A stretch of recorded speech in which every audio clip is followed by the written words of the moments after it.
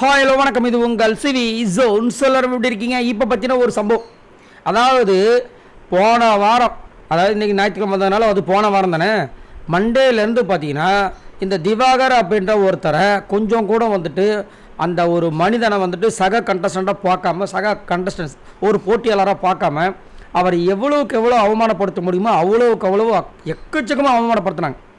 கொஞ்சம் நெஞ்சம் கிடையாது. அதுலேயும் குறிப்பாக பார்த்தீங்கன்னா கமருதீன், இந்த எஃப்ஜே, அதுக்கப்புறம் லேடிஸில் இந்த சுபிக்ஷா கூட ஓரளவுக்கு பரவாயில்ல, ரம்யா ஜோ, கெமி, இப்படின்னு நிறைய பேர் சொல்லிகிட்டே போகலாம்.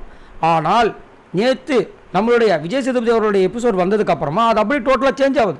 காரணம் என்ன? ஏன்னா அவர் எந்திரிச்சு நின்னவொன்னே ஹோ ஹோ அப்படின்னு ஒரு சவுண்டு விட்டாங்க. இந்த சவுண்டு வேறு யாருக்காவது கிடைச்சதா கேட்டிங்கன்னா கிடையவே கிடையாது.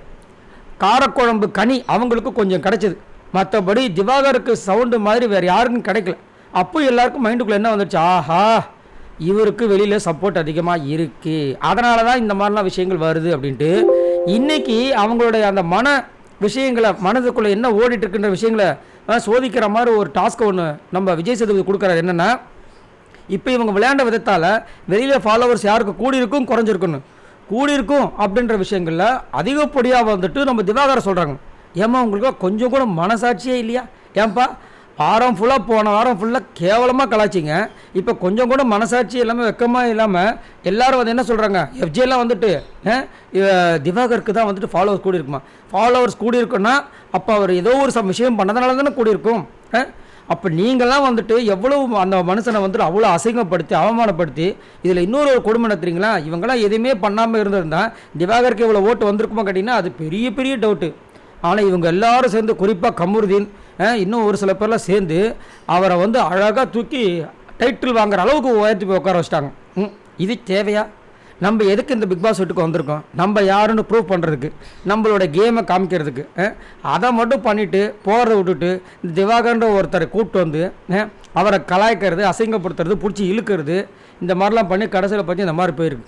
ஆனாலும் பாருங்களேன், அந்த சவுண்டு, அந்த சத்தம் கேட்ட உடனே எப்படிலாம் கேம் சேஞ்ச் ஆகுது பாருங்கள். இப்போ நெக்ஸ்ட் வீக் நீங்கள் பார்த்தீங்கன்னா திவாகர், நான் ஆல்ரெடி இந்த விஷயத்தை ஒரு நாள் பதிவு பண்ணேன்.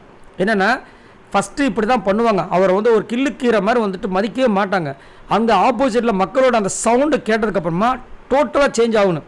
இப்போ அடுத்த வாரத்துலேருந்து பாருங்கள், கண்ணே மணியே முத்தே பவளமே இப்படி தான் போகும். திவாகரை கொஞ்சம் பேசுவாங்க. இப்போ என்ன ஆகுனா, இந்த மாதிரி மாறின உடனே திவாகரோட உண்மையான கேம் வெளியே வரும். அதில் நம்ம சொல்லலாம் அவர் உண்மையிலே இன்னசென்ட்டாக இருக்காரா, கரெக்டாக தான் இருக்காரா அப்படின்ற விஷயங்கள் நடக்கும். நடந்தால் நல்லது. ஏன்னா இல்லைன்னா திரும்பவும் திவாகர் பின்னாடியே எல்லாம் போக வேண்டியதான். ஓட்டு வந்து திவாகருக்கு தான் வரும். இப்போ அடுத்த வாரம் திவாகரை வந்து நாமினேஷன்ஸில் கொண்டு வருவாங்க கேட்டிங்கன்னா கண்டிப்பாக கொண்டு வருவாங்க. இன்னுமே வந்துட்டு கெமிக்கு அவரை பிடிக்காது, கமருதீனுக்கு பிடிக்காது, 2 ஓட்டு போததா? ஸோ அதில் தெரியும். அது மட்டும் இல்லாமல் இவங்களோட கேம் சேஞ்ச் ஆச்சு அப்படின்னா திவாகரை விட கண்டிப்பாக மற்றவங்களுக்கும் அதிகமாக ஓட்டு வரும். பார்க்கலாம் என்ன நடக்குதுன்னு. ஸோ நீங்கள் உங்களோட கருத்து சொல்லுங்கள். போன வாரம் முழுக்க இவரை போட்டு அடி நடிச்சுட்டு இன்றைக்கி ஒரு டாஸ்க்கு வந்தவொடனே அவருக்கு வந்து சொம்பு தூக்குற மாதிரி ஒரு வேலையை பண்ணுறாங்களே, இதை பற்றி என்ன நினைக்கிறீங்க? மறக்காமல் கமெண்ட்ஸ் பண்ணுங்கள். அது மட்டும் இல்லாமல் இந்த வீடியோக்கு மறக்காமல் அந்த லைக் பட்டன் தட்டி விடுங்க. பாய் நண்பர்களே.